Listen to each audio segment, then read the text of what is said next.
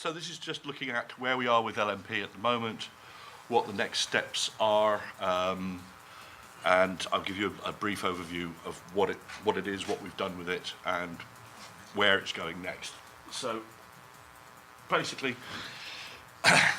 LMP is a technology that was designed by Andy Green as a sort of pet project in the evenings. It started out as our desire for a stable SD muxing device, something where we have a problem on certain boards where we're not testing the bootloader at all because we're using this master image concept. So we have a master image and a test image on the same SD card, or the same, whatever the boot device is. We deploy the test image and boot up, but of course the bootloader we're using is from a known stable master image and there's no bootloader testing.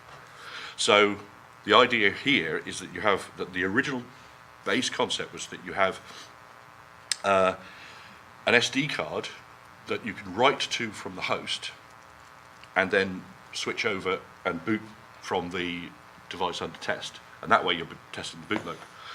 That turned out, it's been a project that's been rumbling along one way or another in various different guises for the last couple of years. And Andy took it, basically he said, you know what, that's probably fairly simple. It's probably fairly simple for somebody like Andy Green, I should point out. But and he went away and designed it. And while he was doing that, Andy's always been very keen on this idea. Well, he is popular, don't get me wrong, but he's very keen on this idea that there's lots of other things that we're not testing that traditionally have been about manual testing. So hot plugging is basically what we're talking about. And the base design of the SD Mux, which is basically, it's some relays that switch the connection of the SD card either to the host or to the device under test. Actually, in reality, you can have it both at the same time. You just wouldn't want it to go there. And so those relays, if you think about it, they're bistable relays, so they, it's never held under strain, so the parts will last for longer. So basically, if you put different types of input-output on there, you could have an automated hot plug test, pass through, disconnect, pass through, disconnect. So the sets of modules that Andy designed were Ethernet, so you could check how hot plugging Ethernet was, how the OS kernel was behaving, to SATA, HDMI, level shifted GPIO, so you could actually affect power levels at various points on the board. So for example, on the Arndale, you could use that to select the boot device, because it's basically a bunch of GPIO pins that you're modifying. And audio. So audio pass-through and audio disconnect. And he used a Cortex M0 processor on the board, and it's essentially the very base level of the board is exactly the same for all of them. It's just then you've got the additional connectors that are appropriate to that device. And along with that, so we had the SD Mux, and then we had this. He showed this off in Hong Kong back in March, and notoriously I said it was the most exciting thing of the week, and it made the hairs on my arms stand on end, and somebody said I should get a life. So it's a very elegant, simple design. The firmware on the board, sorry about this, folks.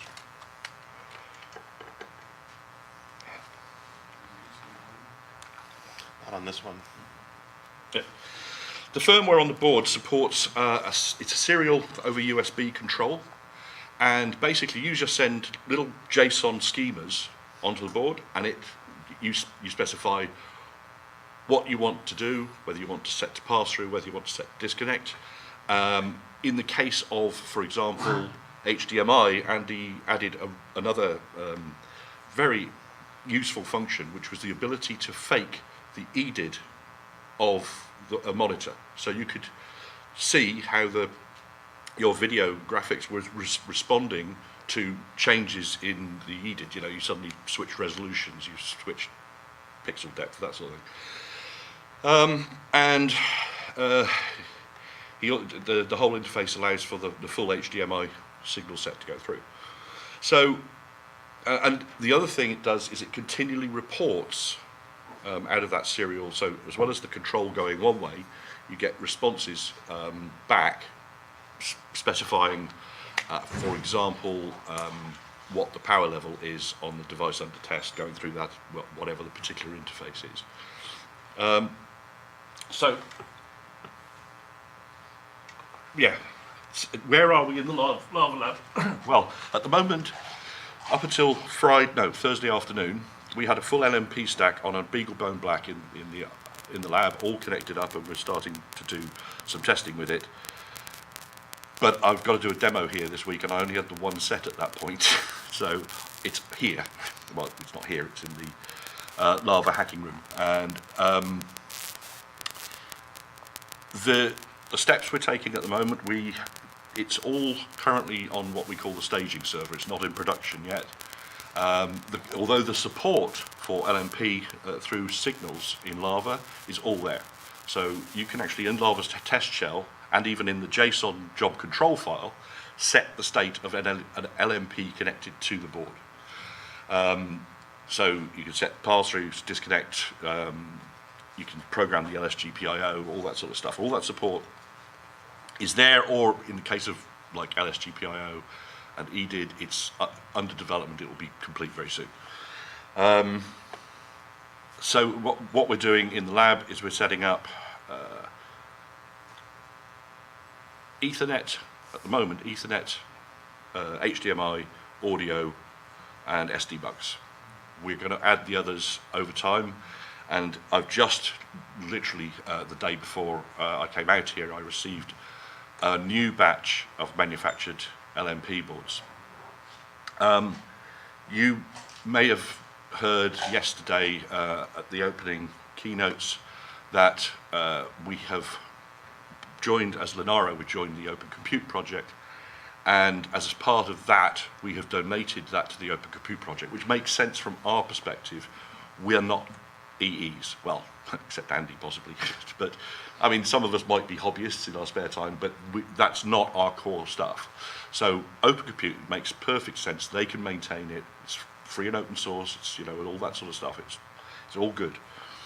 So from here on in, supply of that will be managed by Open Compute. And it's probably worth looking on the Open Compute website, but the press release went out yesterday. So that's going to be firmware, that's going to be the LMP daemon code, that's going to be schematics and Gerbers, right?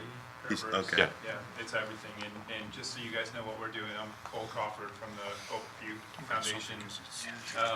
And this is sort of a call to action for anybody that wants to hack, but we've got plans around this to adopt, in fact, Andrea was somewhere, but apparently in the hacking room, there's a commitment to get LMP working against OCP checkbox, which is our test validation suite. Once we do that, we can look at further adoption and integration into the Lava framework. Can you guys hear me okay? Yeah. Do I need this? Yeah, that's for the audio. Online, sorry guys.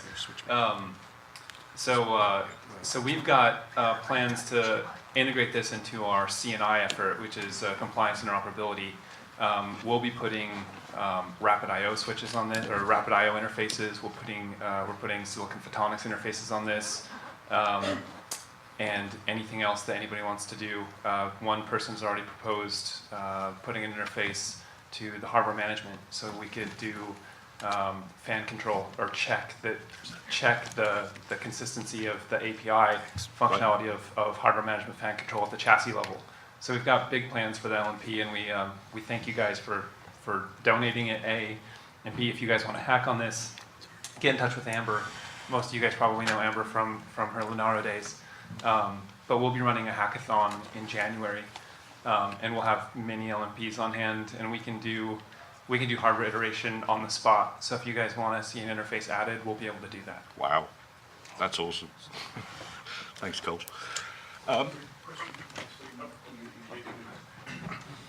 Sorry, we've got another one there.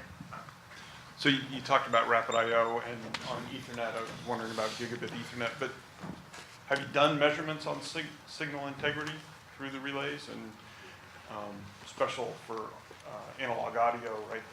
Right. So did you hear the question, Dave? Sorry, say again. Signal integrity measurements. In terms of the Especially on these high-speed interfaces like serial rapid I/O, are we going to need different technology, or just there's no problem? Have we done any testing? we have done no testing, basically. But the good news is with the Gerbers and PCB layout and everything there, if we need a new interface or if we need something else on that board that doesn't exist today, we'll add it. Yeah. So, I mean, the point here is, so it's now in the OCP forum, which is great. I'm really pleased about that whole thing. It's been a great adventure getting the whole thing manufactured and getting it up and running and writing the code to support it. And I want to thank Fu Wei as well, because he's done an amazing job working with me on getting that support in there. But the point is, I guess this is a chance to input not just to Linaro, but to OCP about where we're going next with this, yeah? Because we're going to use it in the Lava Lab. That's like, I've got 50 sets, which I've got to hand a few out, but the rest of them I'm going to be deploying through the Lava Lab, and when OCP start production, I'll be getting as many as I can, particularly the SD muxes. We want those on every single device where it's currently a master image type. In fact, over time, we will go away from the whole master image concept. We'll support it in the code for people who don't want to buy an SD mux and support it, but in general, in the Lava Lab, we will not have it. And if there's something you're doing, if anybody's doing anything, if anybody's doing anything around ARM SoCs and the LMP's not doing what you need it to, come to us, and we have access to a multi-million-dollar fab lab. We'll build what you need. I mean, this is something that OCP wants to do for the community, so we'll build it. If you're doing something at the hardware level and you need a new interface, that's exactly why we wanted this contribution. So my basic question all along, and nobody's been able to answer it, is so are these going to be like an SD mux? Are they going to be orderable? What's the, there's several ways to do this functionality, and if these are $50, done. Actually, we'll buy them. If they're $200, we can get it done a different way, right? So yeah, I think if every, when I first saw this, I saw it as sort of like a mini rack, right? It was like a bunch of boards stacked on top of each other. You're probably, depending on what you're doing, depending on what level of the hardware you're touching, you're not going to need all of these things. But if we could make every one of these boards, I think these boards probably are going to end up costing us $20 on average, maybe $25 to manufacture. So, Cole, to make that clear, is that because it's currently one PCB with sub-assemblies? Right.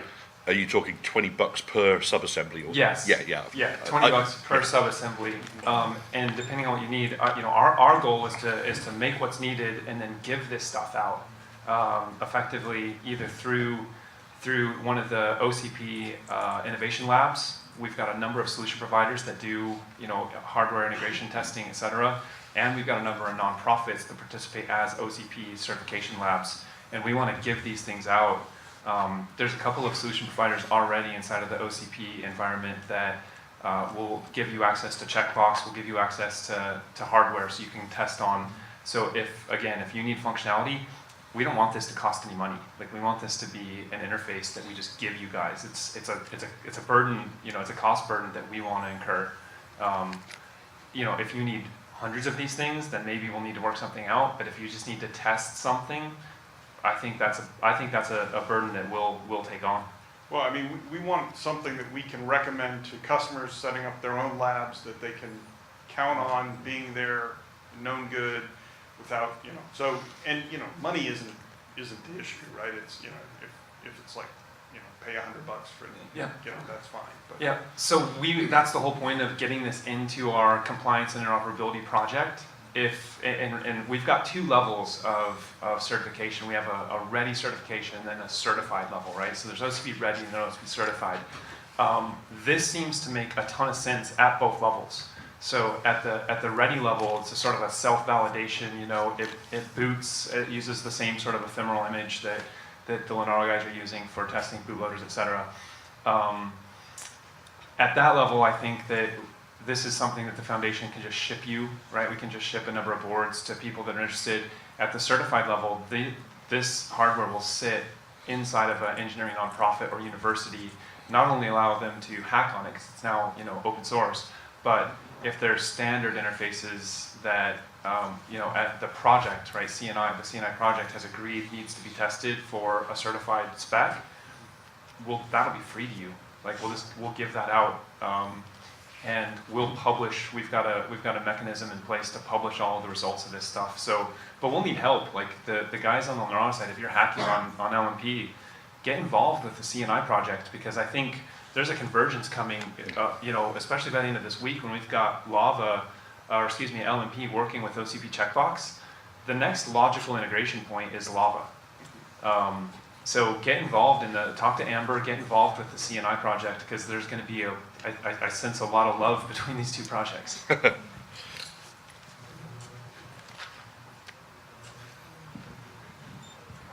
Would it be just easier to just sell these on DigiKey or something that for a reasonable price that will probably be more scalable in the long run? Yeah, we'll sell them. If you want them, we'll absolutely sell them. In fact, we don't even need to sell them. The Gerbers and PCB and everything else is there. We'll give that away so you can manufacture these things yourselves. I mean, if you have. But usually, I mean, like, you know, people who want to order these, they don't want to worry about the Gerbers and stuff like that. I mean, there are at least one class of people that just want like 5 sets of these and they want to. Yeah, we'll have some on stock, and but again, our goal is not to make money with this. We don't want to sell them, and in fact, I don't even care about recovering the cost.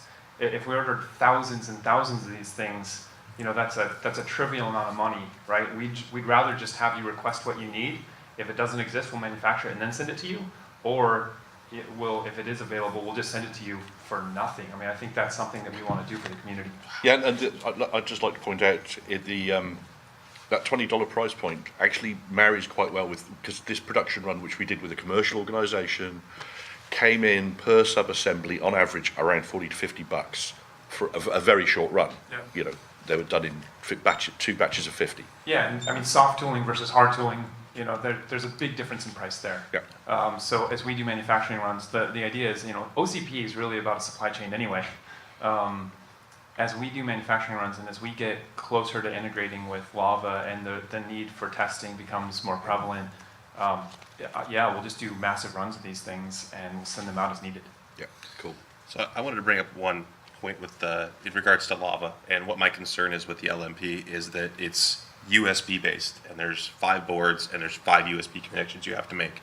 So I think long term what we need to do is look for a network based solution that will control all the boards, and then it's scalable, like capes. You stack them together and then you have one microcontroller with an Ethernet port, and that's how you access all the LMP boards. Yeah, they might be quite cheap, but when you have to buy a 7-port USB 3 hub per LMP stack, that's quite a burn. So. I mean, and that's room for improvement there, I think. I mean, to prove the designs out with USB is fine, but if we want to start having these scale up in you know, the Lava Lab with 90 to 100 devices. Yeah, I've got this horrible image of deploying all the 50, and I'm going to have one rack full of USB. So today it's the interface is serial over USB, right? There's Yeah. no reason we can't do serial over Ethernet. Exactly. So maybe that's a roadmap item that we put down as something that the OCP guys will take on. That would be awesome. Yeah. Yeah, Yeah. something very. Yeah. Yeah. Perfect. All right, guys, I got to run. Cole, thanks very much. But we're really happy that you guys are doing this and get involved with Amber, get involved with CNI. Like I said, the path to convergence here between LMP, CNI, and Lava it's easy to see. Great. Okay, Thank you very Cole. much. So we should probably put those links to those projects in Etherpad. So, in terms of what we're deploying in the Lava Lab at the moment, we'll deploy over time we will deploy every variant of what we've got, and we'll work with Cole and Open Compute, Amber, to get the variants, the new stuff in and integrated into Lava. It's like, so this is raw. This is just another open discussion, a round table. You know, are there things that you want specifically the Lava team to provide? Because now the hardware is in OCP. We're about what we do to integrate stuff into Lava. What sort of level of functionality can you see? Can you think of? Throw stuff at us. Yeah, version. Can you show us a simple JSON file that explains a USB connect disconnect or something like that, or is it? I can. And where it's coming from is like, I think, you know. So Fish, why do you? So do you mean? It's at the Oh, right. Well- Right. Yeah. So I think he wants to see the two ways you can use it. So embedded in the JSON is one way to Yep. control it, Give me a and then there's sec. also an interface within Yep. Lava Test Shell as If well. you give me a second, I shall. Yeah. So on some platforms that might not support Lava Test Shell, then you can also use the JSON, right? So if you're running it on a bootloader, per se, right, and you want to hot plug stuff, you would use the JSON. Yeah. So I have on this laptop a YAML file and a JSON file.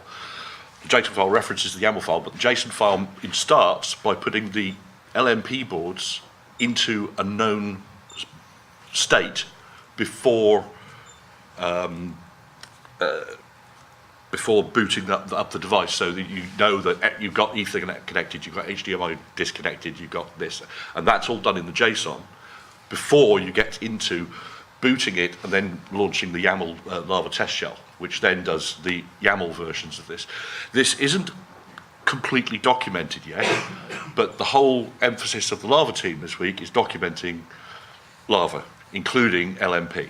Okay, so it will be documented, and I'll share with you the YAML and the things later. Yeah. So, have you tried connecting multiple LMPs to the same PC? Yes. And so, I guess each LMP register with a different USB ID or something like No, that? you don't need to see that anymore. So each LMP has a unique serial number, right? So if it's part of a single assembly, they will all have the same base serial number, but they identify their variant by actually it's 3 bits held in tri-state bits, which give you a code. So the serial number shows up, and in fact, when you receive a brand new LMP, at the moment anyway, I mean OCP I would hope may actually deliver them already programmed up, but there's no firmware, there's nothing. So there's a little utility I wrote which you just plug it in, you tell it what serial number is, and it just sets all that up for you. So when you plug them in, so let's say I've got, simple case, an SDMux which is a 0A variant, and HDMI which is 0C, I think. So I'll see 0A, 0000, and then 139621, whatever the serial number is. And it will mount in /dev/serial /Linaro _LMP _ and then the serial number. So you can actually address it. If you know the serial number of the board you want to talk to, and that's in Lava, that's just part of the config. You specify, oh, here's the SDMux serial number. But you don't, in that serial number, you don't have to specify even that it's a 0A000. It goes, oh, it's an SDMux, so I can work out the rest of it. So from Lava point of view, each module appears as an entity, or the whole stack is just one entity? No, it's separate entities.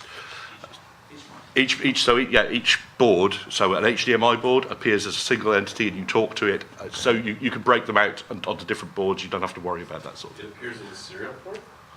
Yeah. You send JSON USB to serial. the serial port to control it.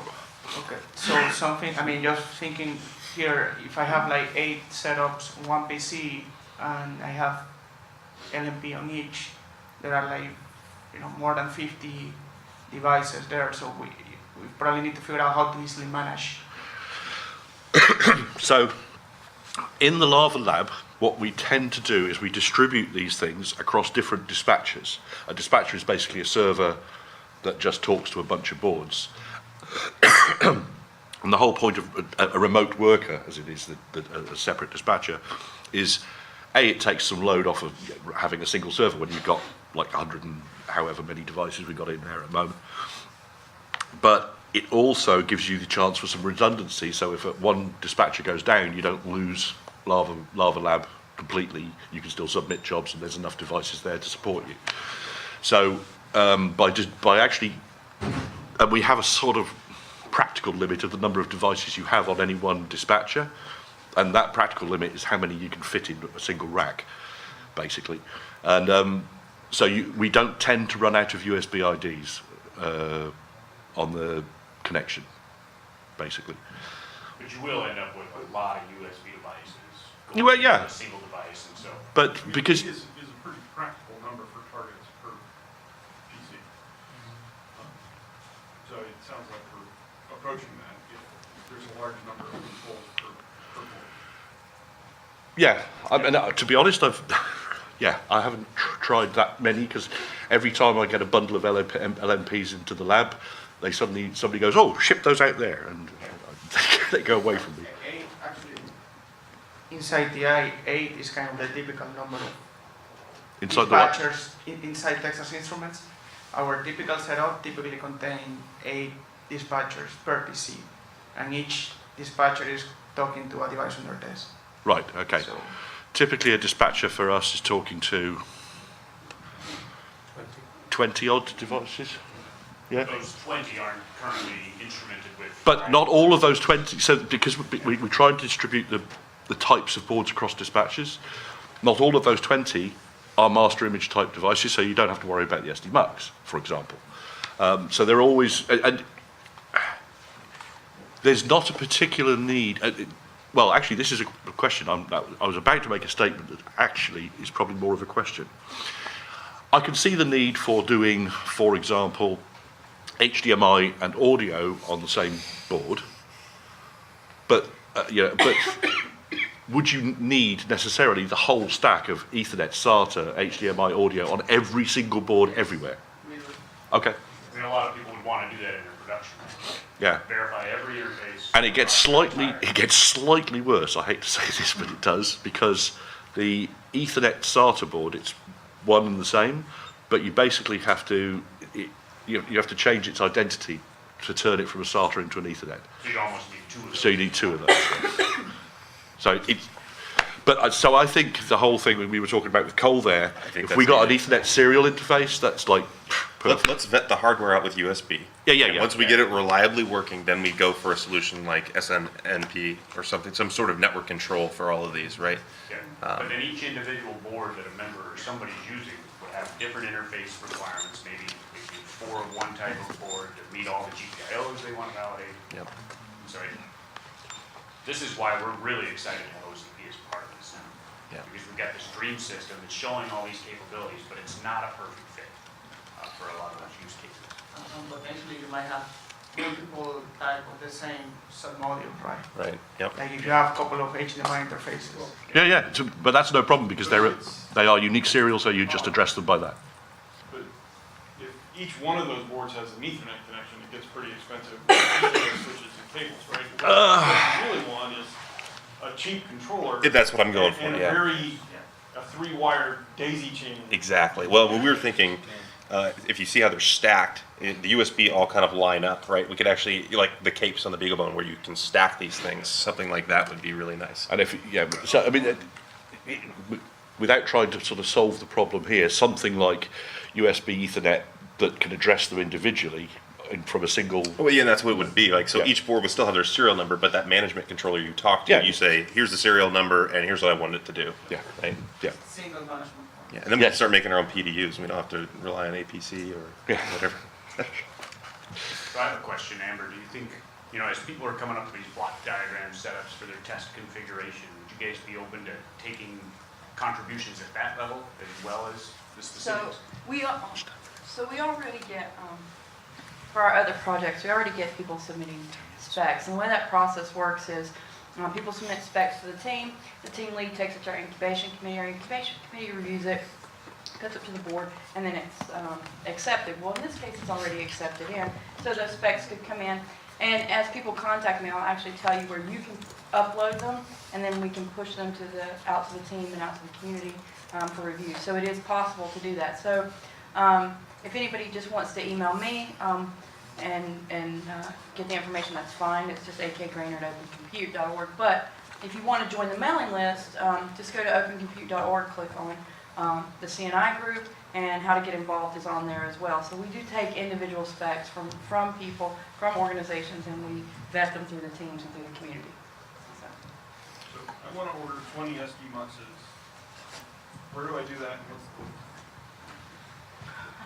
So you can get I the would love to Gerbers. say you could do that now. Yeah, exactly. But, yeah, I guess we're gonna have to, that's gonna, I just sent the email out to our CNI team today, because, you know, I'm sure they anxiously await on all press releases that come out.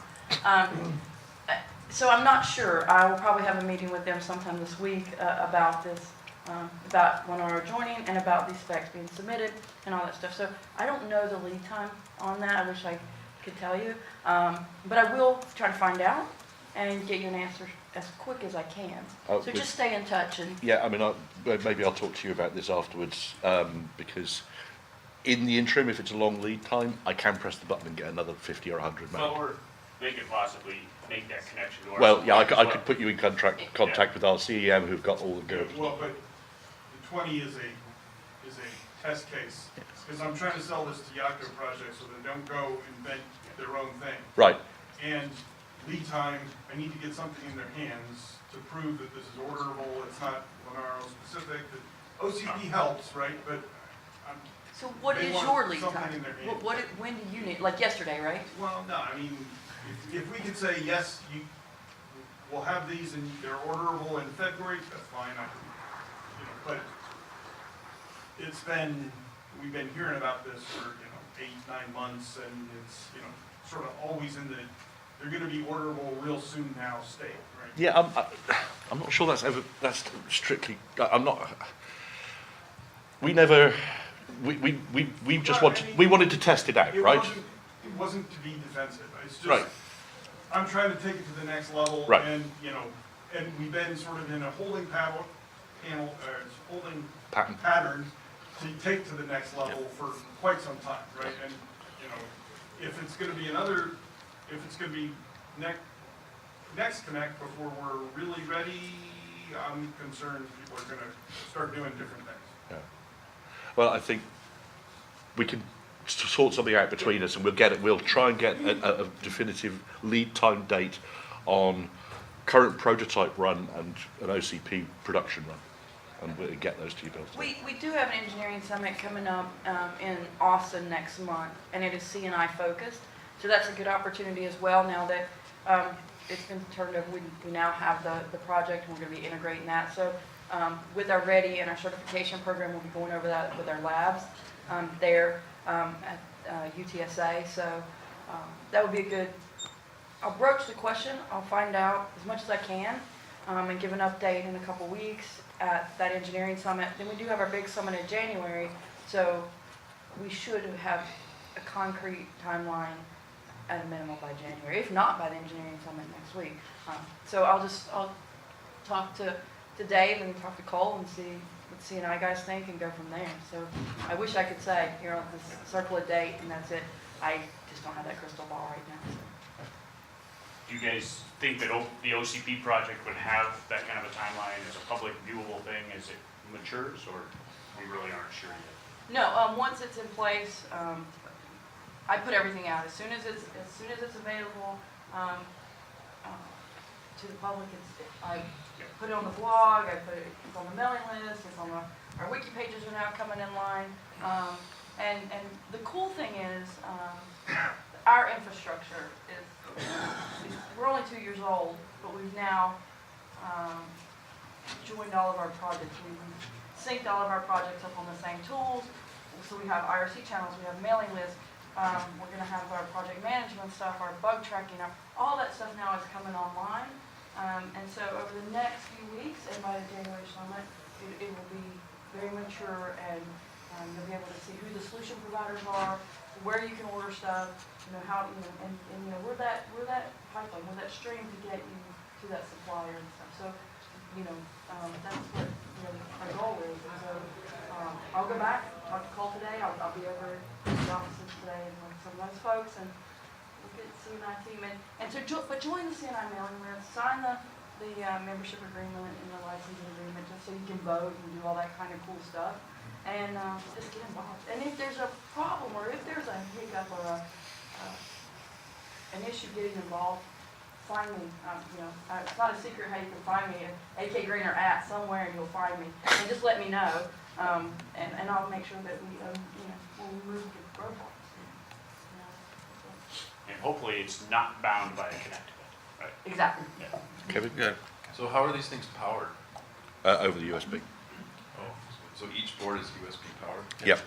So it's when you plug the USB serial in, it takes it off the USB. So I guess this is kind of a feature request then. I mean, it would be nice one nice thing would be to have the LMP also be the power supply for the board. We've talked And about have that, it and switch over. I guess that's something that's now in the OCP hands, but And maybe power over Ethernet. And then, I mean, the ideal case would be the LMP providing the power to the board and a way to sample it as well to actually power. That's a good one. Just at the DBAT side. That would be really great. in fact, when we came out of the first session, when Andy presented this in Hong Kong, we went, that right there is a 5-volt software controllable PDU. Yeah. That would be really Well, it'd be nice if you just had some holes for the wires and you just screw them down in there so you can fit whatever connector you want onto that for your board. That's what I do now. Yeah. Add to it, and then I'll. Build Well, I a know, couple but relays on there as well. Yeah, I really like that idea. Oh, so Amber's saying let's set up a wiki page, Google Doc or something that's public and open. We just say, right, dump your wishes in here. Yeah? Yeah, we can send that out. So what about doing Kickstarter? Just saying you want to order these things from Well, Eric? not everybody This is what it's gonna files cost, bugs, so and it's then we not a can bug, get it's a them feature 20. request. You want to do Yeah, that's what I So- was thinking, yeah. Yeah, I mean, we could do something like that. Google Doc isn't the best way you can do it. Well, just right now, coming out of Connect, you guys that are here at Connect, use the Etherpad and just dump your whole wish list in there. Throw it all against the wall, and then we'll formalize it on our side. And then, but make sure that we get a contact so I can go back and do it. This is the down and dirty, throw it against the wall, let's see what sticks, let's see what we can take back, and then we'll formalize it on the other side. There's no reason right now with just a whole bunch of requests, and here's the whole brainstorm of wish list ideas, to formalize a tracking number with all of it, and then I have to go back and close stuff and create hours of work that, it could all be, because you might have the same wish as somebody over here, somebody back there, somebody else that's not even in the session sees the Etherpad and goes, oh yeah, I want that too, and they may write it up a different way in 4 different locations. Just encourage everybody, you guys pick the location, give me the link, and then Tyler or Dave or Alan, I'll work with you guys, and we'll figure out how to best integrate it into the CNI group and go from there. But just put your wish list somewhere. Yep. And then, once I have your information and all that, then we'll formalize it. I'll get the project lead on our side to start working with you guys, and then I'll step out of it until somebody says, hey, we need you back in here. But yeah, we'll get the ball rolling. So. Great. Is there anything else? We have about 3 minutes left. Yeah. I have some experience with something similar on the USB switches, and it's essentially based on the mechanical relays. Okay. I want to share that experience. Once you start production with the certain number of mechanical relays, they have a significant characteristic diversity, and we need to spend a lot of time on screening it to find out the better one, especially for the high-speed signal like USB and the SD cards.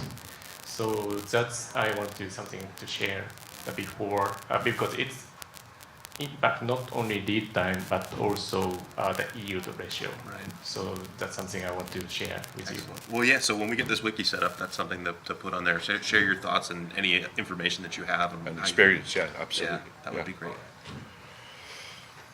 So we'll get 2 minutes. I just wanted to talk about bootloader testing with this because I think this is going to really enable some interesting things in Lava that we haven't ever been able to do now. Some of the guys in the room here have really nice platforms where they can talk directly to the boot ROM and load their bootloader, and they're fine. But there's a lot of platforms, especially open development platforms, that don't support this. So really testing the bootloader has been something that, hey, if it comes up and it loads a kernel, then the bootloader must work. So what I wanted to kind of open up a discussion about, maybe we don't have enough time for this, but what are you guys using to test your bootloaders? Do you guys write custom, custom commands in U-boot to run through everything, or do you just try to run through all the different commands and maybe write some memory and then read it back and make sure it's right? I mean, what do you guys use to test your bootloaders today so that we could support that?